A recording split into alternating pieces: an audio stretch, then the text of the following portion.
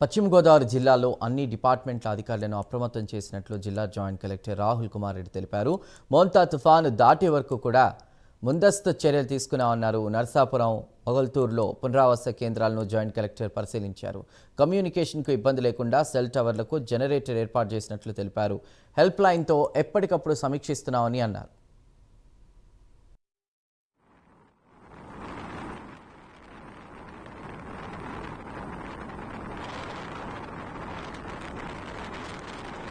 పశ్చిమ గోదావరి జిల్లాలో ఇప్పుడు మనకి బే ఆఫ్ బెంగాల్లో వస్తున్న మోంతా సైక్లోన్కి సంబంధించి కంప్లీట్గా పశ్చిమ గోదావరి జిల్లా యంత్రాంగం అంతా కూడా సిద్ధంగా ఉంది.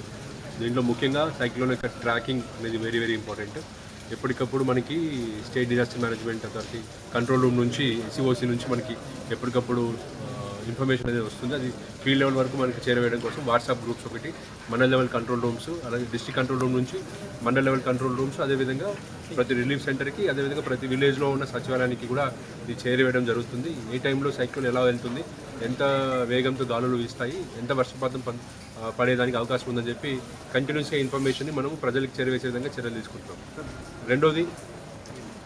రెండోది ప్రిపేర్నెస్. మనం ముఖ్యంగా ఈ సైక్లోన్ అనేది సివియర్ సైక్లోన్గా వచ్చేదానికి అవకాశం ఉంది కాబట్టి ముఖ్యంగా 28వ తేదీ సాయంత్రం 6 తర్వాత ఇది ల్యాండ్ఫాల్ అయ్యేదానికి అవకాశం ఉంది. ముఖ్యంగా మచిలీపట్నం నుంచి కాకినాడ అనే మధ్యలో అవుతుందని చెప్తున్నారు. ఇంచుమించు కాకినాడ దగ్గర అవ్వచ్చు. మన జిల్లాకు కూడా పెద్ద ఎత్తున ప్రభావం ఉండే అవకాశం ఉంది కాబట్టి జిల్లా యంత్రాంగం మొత్తం కూడా తహసీల్దార్స్ని, ఆర్డీఓస్ని, అదేవిధంగా మండల్ ఎంపీడీఓస్ని, కమిషనర్స్ని, ఆల్ మండల్ లెవెల్ స్టాఫ్ని అలర్ట్ చేశాము. కంట్రోల్ రూమ్స్తో పాటు ప్రిపరేషన్, ముఖ్యంగా రిలీఫ్ సెంటర్స్ మన జిల్లాలో ఇప్పటివరకు 34 రిలీఫ్ సెంటర్స్ పెట్టుకోవడం జరిగింది. దాదాపు 12,000 మంది పబ్లిక్ని అక్కడ పెట్టుకోవడానికి అన్ని ఏర్పాటు కూడా చేయడం జరిగింది. ఇంకా అవసరమైతే కూడా మనం పెంచుకోవడానికి కూడా సిద్ధంగా ఉన్నాము.